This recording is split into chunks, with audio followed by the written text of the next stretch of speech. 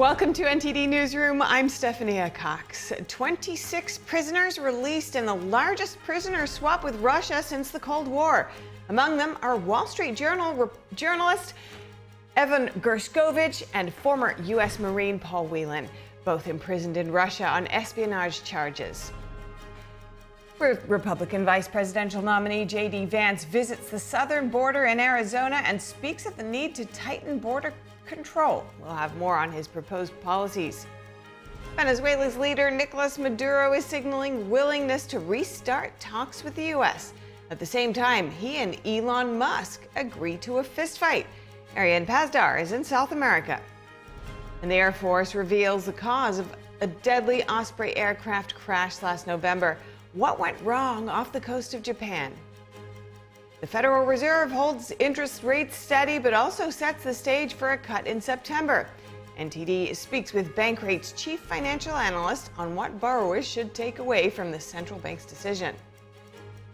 And at the Olympics, another scandal may be in the works as a female boxer advances while questions swirl over eligibility. NTD's Dave Martin joins us to explain.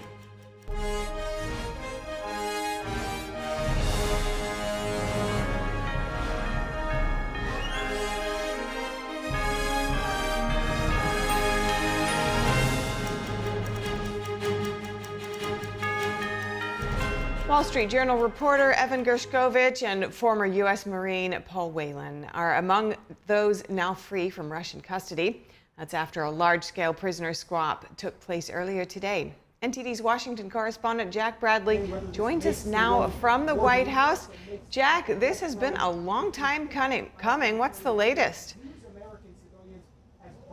It definitely has, Steph, and it's been a very complex couple of years getting these prisoners from Russia freed. Now, this was the largest, what we're hearing, the largest prisoner swap since the Cold War, involving 26 prisoners, 16 on the U.S. and its allies' side, the rest on the Russia and Belarus's side. What we heard now is President Biden earlier today speaking in front of the families of the freed prisoners on the U.S. side and its allies. He said that it's an incredible relief to have them home, and he previewed just a little bit of what it took to get them home. Take a look. The deal that made this possible was a feat of diplomacy and friendship. Multiple countries helped get this done. They joined the difficult, complex negotiations at my request. So for anyone who questions whether allies matter, they do. They matter. And today is a powerful example of why it's vital to have friends in this world. Now, when asked if President Biden would speak to Putin, the Russian president, after this, he said that he doesn't need to. And Secretary of State Antony Blinken earlier today released this statement saying, quote, that the deal followed extraordinary efforts of countless people in the State Department and across our government.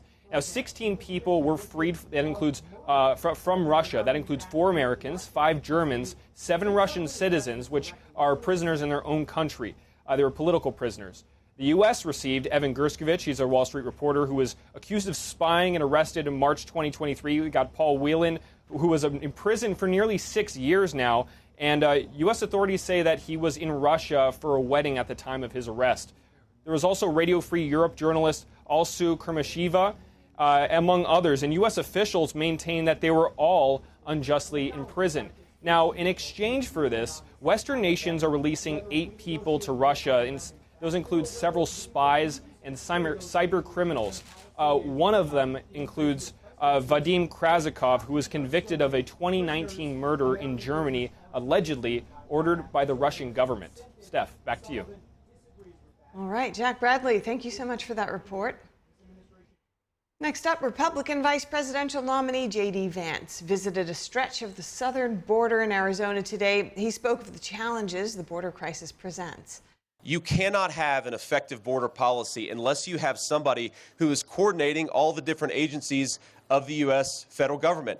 You need the State Department involved to send people back to their home countries. You need the Department of Justice involved to prosecute these terrible drug crimes. And of course, you need DHS involved so that the Border Patrol is empowered to do their job. It's just unbelievable. It is unbelievable what we're letting happen at this southern border, and we're letting it happen because Kamala Harris refuses to do her job. Speaking of his own experience as a child with a mother addicted to drugs, Vance highlighted the dangers of having fentanyl and other drugs smuggled across the border. And he pointed to instances of human trafficking to highlight the dangers of unregulated border crossings. Vance also said migrants need to be kept at the border while their cases are being processed, and that catch and release needs to stop. Trump's running mate pointed to cases of Americans being murdered by illegal immigrants. He said there needs to be what he called common sense policies to protect the U.S. and its citizens. Breaking news about former President Trump's legal trials. A New York State appeals court today rejected Trump's challenge to a gag order in his New York criminal case.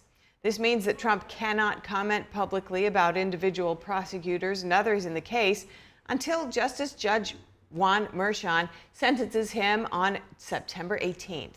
The judge imposed the gag order a few weeks before the trial began on April 22nd, saying Trump's comments could derail the proceedings. Trump's lawyers have argued that the gag order violates his constitutional free speech rights under the First Amendment. And Vice President Kamala Harris is expected to be the official Democratic Party nominee for president by Monday. But it won't happen on a raucous convention floor in front of a backdrop of balloons. How exactly does the process work this year? NTD's Fiona G. breaks it down for us. Steph, you are absolutely right. Delegates to the Democratic National Convention will officially select their nominee for president in a process that begins today. But unlike past election cycles or the Republican Party this year, the Democratic Party won't be doing it in person. Instead, they'll be following what's called a virtual roll call. Nearly 4,700 delegates will cast ballots using an electronic voting method to secure a nominee by Monday. But why? Well, it's because of a potential timing issue. Ohio requires parties to submit their presidential nominee before August 7th to get them onto Ohio's general election ballot, but that's 2 whole weeks before the Democratic National Convention. By choosing their nominee before their convention, the Democratic Party can ensure that their pick gets onto the Ohio ballot. And that pick will be Vice President Kamala Harris. She's the only one eligible to receive votes because she was the only candidate who fulfilled the requirements of declaring their intention to seek candidacy by July 27th and then submitting 300 delegate signatures by July 30th. Any vote cast for someone other than Harris in the roll call will simply be counted as present. The Democratic Party hasn't specified how they'll announce the results, so whether that's a rolling tally of the votes as they're cast, similar to how it would have been done on the convention floor, or just a final tally, we don't know. But what we do know is that once Harris officially wins the nomination, she can submit her pick for vice president, at which point the convention chair can declare that candidate as the vice presidential nominee. As for the actual Democratic National Convention at the end of August in Chicago, party officials say that they will hold a ceremonial roll call vote to mimic what traditionally happens. And though they haven't confirmed it yet, there may just be a balloon drop, but we'll have to wait and see. Back to you. All right, thanks for that report, Fiona. Next up, the Air Force today revealed the cause of a deadly Osprey aircraft crash last November off the coast of Japan. Investigators said a metal gear and the pilot's decision to keep flying led to the accident. The crash killed 8 Air Force Special Operations Command service members. For months, the Osprey fleet was subject to a military-wide grounding. According to the Air Force, a tooth piece and an Osprey gearbox ultimately failed. Investigators also found that the pilot disregarded several cockpit warnings informing him of the issue. Within seconds of the failure, the aircraft's gearing and interconnected drive system suffered catastrophic destruction. The Osprey rolled violently and crashed into the water, killing all on board. The accident is among 4 fatal Osprey crashes in the last 2 years. And authorities conducted a human trafficking sting during San Diego Comic-Con. They said 10 potential victims were rescued and 14 others arrested. The California AG's office and the San Diego Human Trafficking Task Force said one of the potential victims was a 16-year-old. Law enforcement worked undercover over 3 days to identify traffickers and buyers at the event, which attracts over 100,000 people each year. Attorney General Rob Bonta said traffickers capitalize on large-scale events to exploit their victims for profit. In a statement to media, San Diego Comic-Con said it was their understanding that the arrests were made outside the event. They said they work closely with law enforcement and are ready to assist in any way they can. And next up, Senator Marco Rubio has introduced the Falun Gong Protection Act in the Senate. The bill aims to deter the Chinese regime's state-sanctioned organ harvesting. A companion bill passed in the House in June with overwhelming bipartisan support. The act would make it U.S. policy to avoid cooperation with China in the organ transplant field. It would also work to compel the CCP to end any state-sponsored organ harvesting campaign. The law would add visa restrictions and impose sanctions on foreigners who directly engage in or facilitate organ harvesting in China. The bill includes a criminal penalty of $1 million and 20 years in prison for offenders. The measure was introduced less than 2 weeks after the Falun Gong spiritual group marked 25 years of persecution in communist China. This would be the first federal law to challenge the Chinese regime's organ harvesting and persecution of Falun Gong if the bill is passed by the Senate and signed into law. Falun Gong is also known as Falun Dafa. The meditation practice is based on the principles of truthfulness, compassion, and forbearance. And next up, Venezuela's leader, Nicolas Maduro, is signaling willingness to restart talks with the U.S. Meanwhile, he and Elon Musk agreed to a fistfight after the businessman accused Maduro of committing election fraud. NTD's international correspondent Arian Pazdar has the update from South America. Venezuela's socialist leader Nicolas Maduro this week challenged American businessman Elon Musk to a fistfight. Musk then took to X, responding, "I accept." Maduro now responded to the confirmation from Musk. Elon Musk, let's fight. Come here, you and I. Now, Maduro also says he's open to restart talks with the US under the Qatar agreement. So last year, the US and Venezuela made a prisoner exchange deal, which was mediated by Qatar. But Maduro later accused the US of violating this deal. That came after the US reimposed oil sanctions on Venezuela. Maduro now accuses the US of being liars, but says he's open for talks. If the US government is willing to respect Venezuela's sovereignty and stop threatening Venezuela, we can resume the dialogue. But it's not clear if the US even wants to resume dialogue. The White House is still waiting to confirm the election results. We want to see the full tabulated data from the polling places. We want to see something that can be verifiable. The State Department also raises concerns, citing a report by the Carter Center, which was founded by former President Jimmy Carter. Venezuela's 2024 presidential election did not meet international standards of electoral integrity and cannot be considered democratic. Maduro invited the Carter Center to observe the election, which gives its report additional weight. The center says the electoral authorities' failure to announce disaggregated results by polling stations constitutes a serious breach of electoral principles. Maduro on Wednesday dismissed the report, claiming it was falsified. The socialist leader also says he's ready to release the voting results, and he's calling on the opposition to do the same. Reporting in Brazil, Arian Pazdar, NTD News. And back in the U.S., the Federal Reserve is holding interest rates steady, but also setting the stage for a cut in September. NTD's Andrew Thomas spoke with Bankrate's chief financial analyst to discuss the central bank's strategy to rein in inflation. They also discussed the impact of yesterday's decision on potential borrowers. The Federal Reserve could cut interest rates as soon as its next meeting in September. That would mark the first time the central bank has lowered borrowing costs in 4 years. It seems like the market's been anticipating a rate cut for quite some time. How do the results of today's Fed meeting make a cut more likely in September?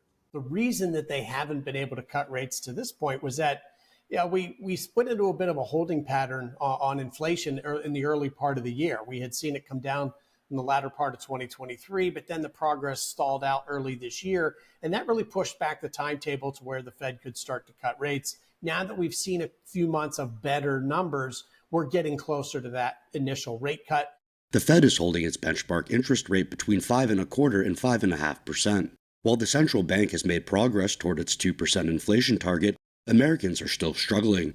The budgetary strain that households are feeling is real. The cumulative effect of inflation means that household expenses are 20, 25, 30% higher than they were 4 years ago. Income may or may not have kept up with that, but people certainly don't have more buying power now than they did, say, 4 or 5 years ago. So what should potential borrowers take away from the Fed's meeting today? The key takeaway is this. Interest rates took the elevator going up, but they're going to take the stairs coming down. Interest rates are going to come down a lot more slowly than what we saw when they were going up. And so you don't expect an immediate windfall in terms of lower borrowing costs. Do you have any advice for consumers and Americans who are still struggling with high prices, still struggling to get a loan, whether that's for a home or a car? The best thing to do is make sure that you are on a solid financial foundation from a credit perspective. You want to be paying down and paying off debt. You want to make sure that you're paying all your obligations on time. That together is really 2/3 of your credit score right there. The better your credit rating, the better position you put yourself in to qualify for the most competitive rates, regardless of the interest rate environment. The Fed will hold its next meeting on September 17th, just 7 weeks before the November elections. Andrew Thomas, NTD News. And when we come back, another Olympic scandal possibly in the brewing. A female boxer advances while questions swirl over eligibility. NTD's Dave Martin joins us to explain.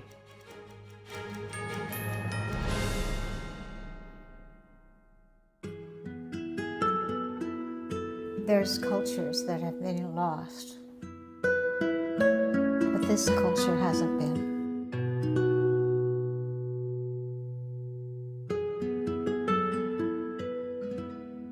The artist is showing us our sense of who we are, where we came from.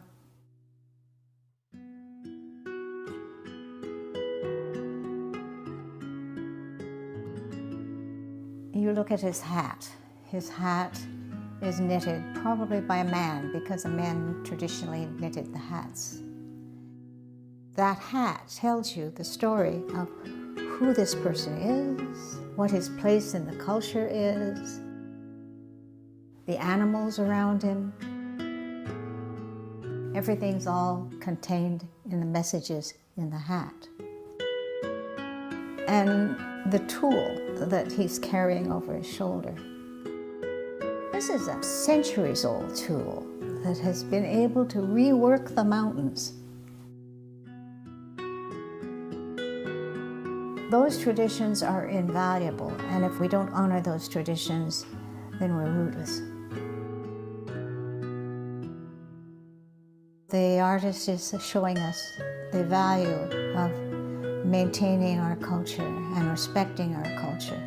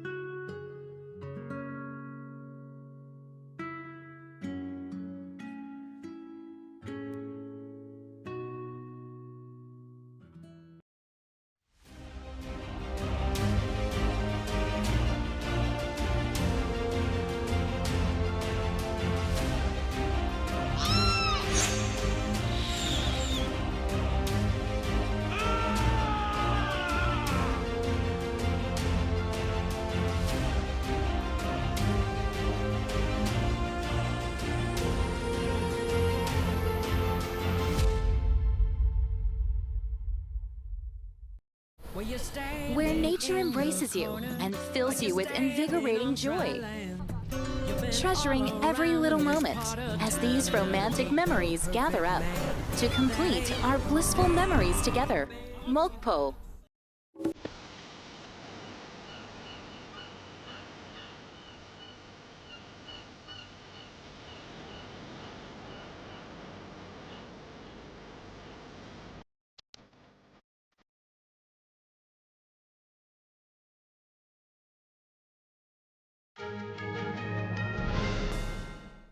Welcome back. Earlier today at the Olympics, Italian boxer Angela Carini quit her match after just 46 seconds. The unusual scene caused quite a stir on Twitter. Joining us to discuss is NTD's Dave Martin. Good to have you with us, Dave, again. Now, this is such an unusual event. Tell us, break it down for us. What happened? Yeah, I mean, this happened pretty fast. You know, Karina was initially hit in the face by Cliff soon after the match started. She then basically retreated to her corner, slammed her headgear onto the canvas, and just like that, the match was called off. Now, afterwards, Karina was in tears, yelling that this was unjust. I mean, she later said she had never been hit so hard in the face. Now, it should be noted that last year, Kalev was at the World Championships was one of 2 boxers who were stripped of their medals for what they said were elevated levels of testosterone. Now this week, the International Olympic Committee said both boxers met the criteria to compete at the Olympics, but did not specify what that criteria was. Now from what I've seen, this is not really an issue of Kalev being transgender. You know, there are some complex situations where people are born with gender disorders that cause some females to have elevated levels of testosterone. That could be the case here, but of course with a lot of what's going on with women's sports, with transgenders in there's of course been some uproar about this on Twitter. Yeah, for sure. What were some of the reactions there? Well, you had Riley Gaines weighing in, you know, saying the obvious. Women don't want to be punched in the face by males, of course. Again, I don't know that that's the situation, but Gaines certainly knows all about that injustice, you know, letting biological males into women's sports. You know, there are biological differences, obviously, between men and women. Testosterone levels is probably the #1 issue as well. More testosterone means more muscle, and in sports, obviously, that's #1. But also, there's males have, you know, higher lung capacity, denser bone structure, so that plays into it as well. And I've talked to a number of female athletes about this issue. They all find, of course, this is very unfair, but maybe the #1 thing is sharing a locker room with a biological male as well, just as traumatizing. So it's really a complex issue. Yeah, it's a very topical issue at this point in time, and especially looking at the Olympics. But do you have any other Olympic updates for us? Something came in. I do. Simone Biles just won gold in the women's all-around gymnastics event, and her teammate Suni Lee won bronze. So congratulations to those two. Yeah. The women's team just won gold in the team event earlier this week. So exciting for them for sure. A lot of wins for the U.S. Yes. already. Thanks so much, Dave. Great to have you on, as always. Thank you, Steph. And next up, British Prime Minister Keir Starmer condemned violent protests in England that followed the killing of those 3 young girls in a knife attack. He's vowing tougher consequences for rioters and measures such as wider facial recognition deployment to stop the rioters from boarding trains. NTD's Malcolm Hudson has more from us from London. Prime Minister Sir Keir Starmer has said action will be taken following violent disruption in parts of England. It comes after 2 nights of protests triggered by the killing of 3 young girls in a knife attack at a Taylor Swift-themed dance holiday club. We will establish a national capability across police forces to tackle violent disorder. Starmer discussed with police chiefs how to tackle violent protesters. He said the policing response must have shared intelligence, a wider deployment of facial recognition technology, and criminal behaviour orders. To restrict their movements before they could even board a train. Disorder broke out across parts of Britain following the knife attack. The riots were in part fueled by false claims the suspect was a radical Muslim illegal immigrant, and in part due to long-running discontent over policing standards and immigration policies. Some protesters in London hurled beer cans and flares near the Prime Minister's Downing Street residence Wednesday evening. London police said 111 people were arrested for offences. In the town of Hartlepool in northeastern England, rioters set a police car alight and threw glass bottles and eggs at officers. The knife attack suspect has now been named as 17-year-old Axel Ruda-Cubana. He was born in Britain to random parents and appeared in court earlier Thursday. Ruda-Cubana is charged with 3 counts of murder and 10 counts of attempted murder. Malcolm Hudson, NTD News, London. Staying in Europe, but now to some lighter news. France's cultural tradition includes an elaborate set of customs that define how to behave in society. And there are myriad words to describe it: courtesy, politeness, etiquette. NTD's international correspondent David Vivas met an expert in Versailles who specializes in this form. Here are some top tips to help you pass as a refined lady or gentleman in France. The French are famous for many things: their cheese, their bread, their wine, and their own particular brand of good manners. One woman in Versailles has made it her life's work to teach people the correct way to behave in French polite society. One manner she often teaches to people is the famous bise. This is a single kiss, cheek to cheek, just like that. The mouth doesn't even have to be in contact with the skin. This is a ritual. It really is a French custom to say hello to each other in this way. When you meet someone, spend the evening with someone you don't know. At the end of the evening, if the fit has gone well, you are bound to greet each other with a kiss. De R says many manners from French etiquette originate from the 18th century. The RL Hotel, a hotel in Versailles which was once the Ministry of Finance for the King, is one of the places where these manners began. Customs defining how to behave in society were practiced by aristocracy before becoming a tradition that French people follow. One of them, and one of the most important, please, thank you, is the politeness towards women. It's about a certain courtesy in the man-woman relationship. This allows the man to appreciate his role. He has to fulfill a protective role towards women, and this way of behaving also allows women to feel enhanced, valued. De R says the modern theory of equality between a man and a woman might go against that, but she thinks this beautiful tradition has stood its ground in France. It's true that today this type of behavior is less common among 20 and 30 years old. What we really talk about is courtesy, which is a refined politeness. And so, in effect, we're talking about a form of refinement in the relationship between a man and a woman. De R says these tips might help you become a refined gentleman on all occasions, and there is no need to travel to France to apply them. David Vives, NTD News, Paris. Thank you for watching NTD Newsroom. I'm Stephania Cox. Join Tiffany Meyer for the NTD Evening News at 6 p.m. Eastern, 3 Pacific.